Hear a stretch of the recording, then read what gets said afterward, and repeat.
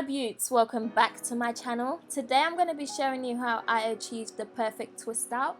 I say it's the perfect twist out because for years I struggled with this, and in my 4th year as a naturalista I believe I've got twist outs down to the perfect T. Okay, I decided to show you my wash day routine because I'm using the products from my April treasure tress box. If you have not watched my unboxing, please do so. I link it in the cards now. I just wanted to give a quick review of the products. I've just shown you the coconut and honey moisturizing shampoo. I love the shampoo. It was silky, it loved as well, and I felt like it was moisturizing more than other shampoos. Next I go in with my honey, chocolate and coconut oil conditioner. This just might be a fave of mine because the smell is divine. However, I did struggle to get it out of the bottle. It is very, very thick. But nonetheless, it did what it was supposed to do. Can you see how it is making my curls pop? I'm actually detangling as I'm applying because that's the best time to detangle your hair, when there's lots of conditioner on it. It makes it a lot easier and you will have less shedding. I then go in with my foil cap because I can use this product as a deep conditioner. So that's what I did. I'm using my foil cap just to make sure that all my strands are covered and that the product gets to do what it needs to do under all that heat that my body is gonna generate. I just put a towel on top because I feel like it just helps with absorbing heat and that's what I need for the deep conditioner to work. So I leave this on for 20 minutes, then I come back and I wash it off. I then go in with my coconut milk and honey leave-in conditioner, and it says you must shake before you use, so that's what I was doing. And I basically spray this leave-in conditioner throughout my whole headpiece. Now this is the first time I've used a leave-in spray, but I have no problems with it. It made it a lot quicker in comparison to using a cream because, you know, you always want to make sure that you've got to every single strand. But with the spray, I felt like I could just spray it and then use my wide tooth comb to make sure that it was immersed throughout the rest of my hair. Like I said, I've already done a detangling when I was deep conditioning, so as you can see, not much came out of the comb. I'm just showing you the little shedding that I have once the comb hit my head. That's pretty good for a wash day, I'd say so anyways. I'm about to go real Nigerian on you right now with this saying, but do as I say, not as I do. When you want to parting your hair, use your fingers. Do not use a comb. Combs will cause tension, which will lead to breakage. It really isn't necessary. The reason I'm using a comb at the moment is because I really like my middle part to be straight. But as you can see, I don't even put the comb all the way through. I use my fingers to pull that hair apart, as it is a more gentle method.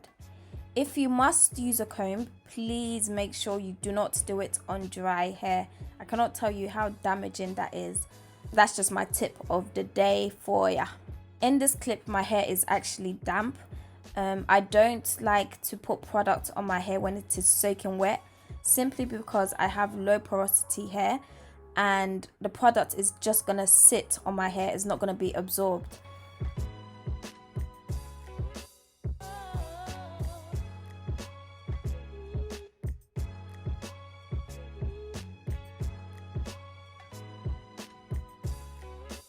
Now my middle part is set and it's looking correct. I'm using my fingers to create the rest of my partings.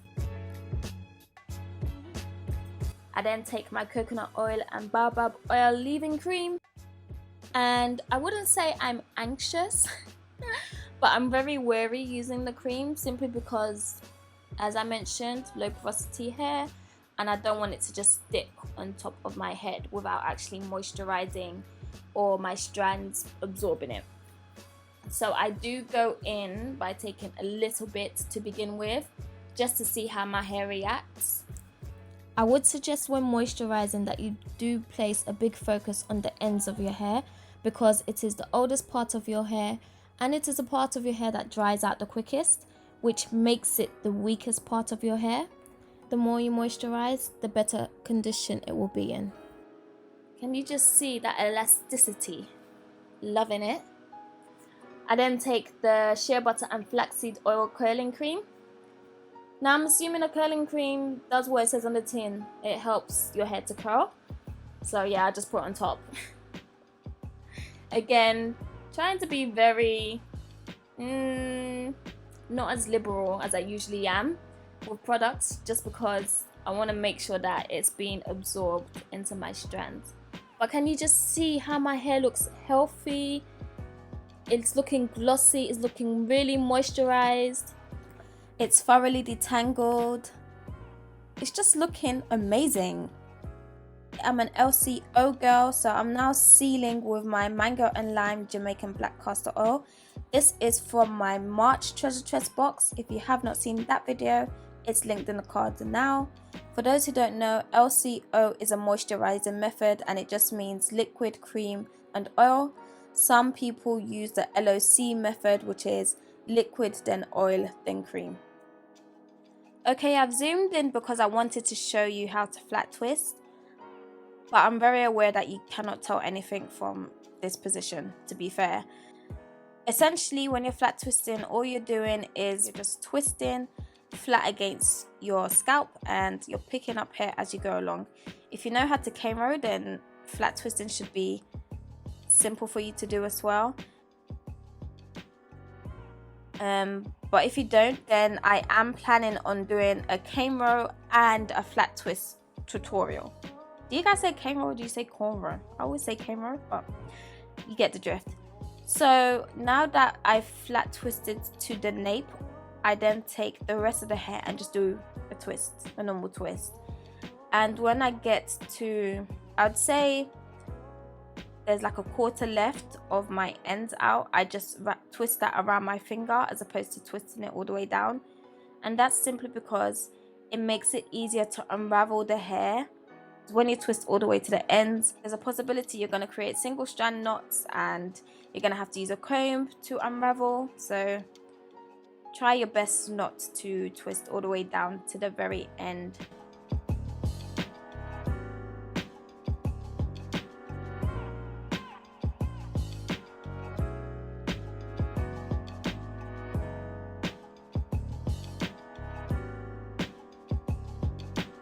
When I was feeling resistance, I used my Denman brush to brush out the ends of my hair.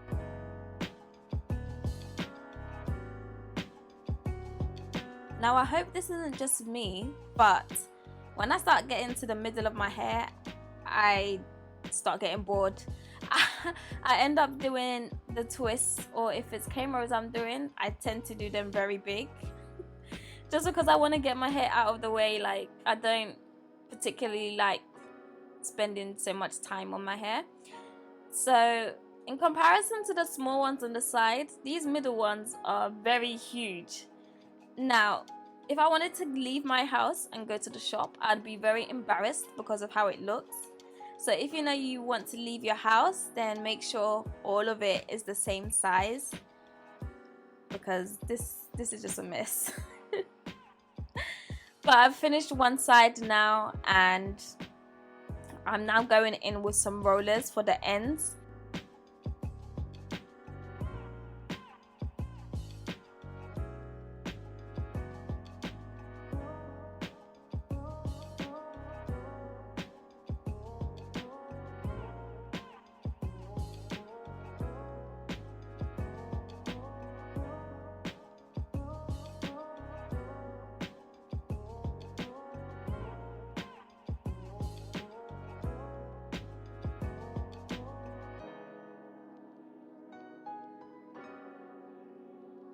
Now this side is complete, it's looking like this. I know all of you are going to do a lot better with making sure they're the same size.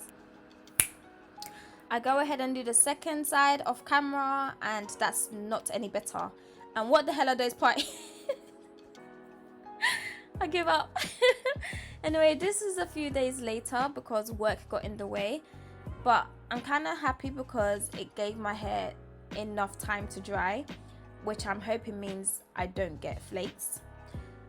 I'm just taking the rollers out, some curled differently than others, but again, the twist out still look nice. So you roll your hair or do whatever to the ends however you wish. You don't necessarily need to follow what I'm doing in this video. Again, I take the Jamaican black castor oil, the mango and lime version, and I put that on my fingertips because it causes less friction when taking out your hair, as opposed to if your fingers were dry. When you're taking out your twists, you want to take them out in the same direction you put them in. For example, if your twists are facing your scalp, you want to unravel facing your scalp. If your twists are facing towards the ceiling, you want to unravel facing towards the ceiling. This just helps to maintain the curl pattern, and it makes unraveling easier also.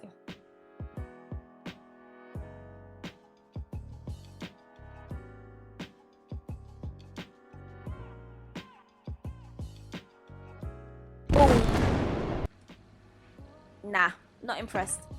I like my hair to be big, so I go in with my afro pick. Now you do not, and I repeat, you do not want to ruin your curls. So make sure you're picking at the root and the root only, and pick according to how big or the shape you want your hair to be. I quite like my hair to be big, so I really go in with the picking. But fortunately for me, I don't really suffer from frizz like that. My hair tends to just go flat, if anything, so I'm always having to pick. But this is the end result. Right now, I'm just trying to make sure that I like the shape. But yeah, pretty impressed with that. Now my secret's out. This is how I achieved a perfect twist out every time. I'll let you into another secret though. This isn't the only way I do my twist out. So the second style is coming very soon. It gives a completely different look. I did get flaking towards the middle of my hair because I used way too much product. So be aware of that if you do have low porosity hair. But I hope you liked this video, guys. Thank you so much for watching. Mwah! See you soon.